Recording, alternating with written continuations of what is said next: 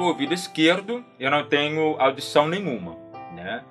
Eu não consigo ouvir absolutamente nada.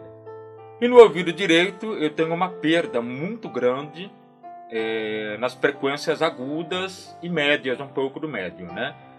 Minha mãe e meu pai eles me contam que quando eu era criança, as pessoas me chamavam e eu não respondia. Eu tinha 3 anos ou 2. E eles perceberam que o meu segundo irmão, ele já falava algumas coisas. Ele tinha 1 ano e pouquinho. Eu tinha por volta de 3. E aí eles perceberam que alguma coisa estava acontecendo. E aí eles me levaram no pediatra. O pediatra recomendou que fosse feito o exame audiométrico.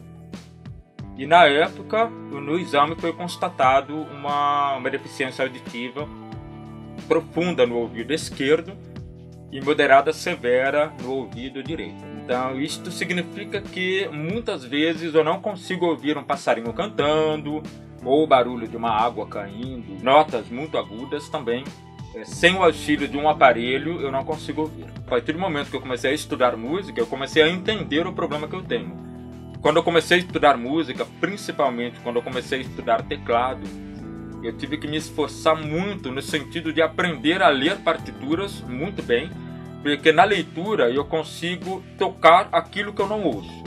Então na partitura eu tenho as notas que eu não consigo ouvir e eu acabo executando aquelas notas mesmo eu não ouvindo a nota que eu estou tocando. Essa capacidade de ouvir música e tirar ela de ouvido, sem precisar necessariamente de um instrumento musical para conferir a nota. Primeiro, é aquilo que eu falei, eu tive que estudar muito, principalmente matérias de harmonia, entender a partitura como um todo. E uma das coisas que mais me ajudou foi ouvir música lendo partitura. Porque daí na partitura eu lia algumas notas que estavam sendo executadas no áudio da música, porém eu não ouvia, não conseguia ouvir a nota, mas eu estava lendo a nota. Então, de alguma forma, o meu cérebro ele se adaptou a essa realidade. Ele criou uma nova forma de interpretar o som.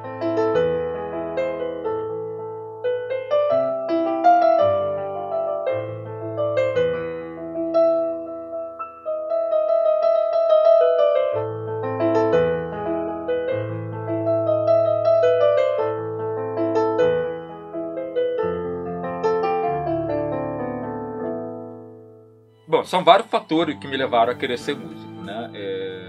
Então, desde a adolescência, quando meu pai me colocou para estudar música, ele mesmo teve uma ideia de montar uma banda entre a família. Então, eu, meus irmãos, nós tocávamos. O propósito era manter essa união familiar através de um elemento comum, através da música. E isso despertou a minha paixão por tocar música.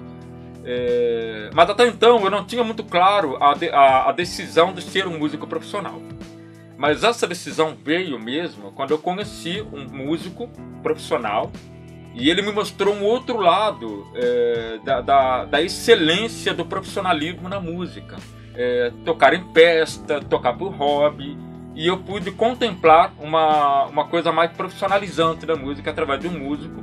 Ele tinha uma banda, né? Tem ainda essa banda até hoje, a banda Sexto Sentido. O idealizador dessa banda, o fundador dessa banda, Fernando Canabarro, e ele me chamou para trabalhar com ele um tempo. Na época, eu era adolescente, entrando na juventude, né? E eu pude sentir mais gosto ainda pela música.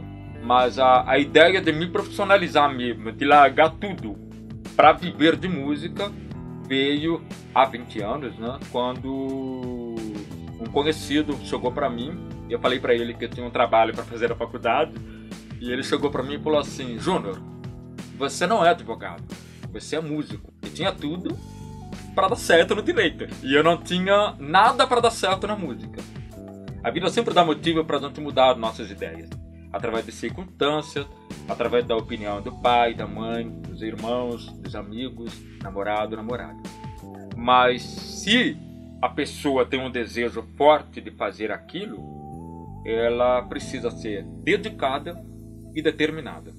A dedicação vai trazer o estudo, o esforço, a prática, a técnica, né? E a determinação vai fazer com que ela não desista desse projeto.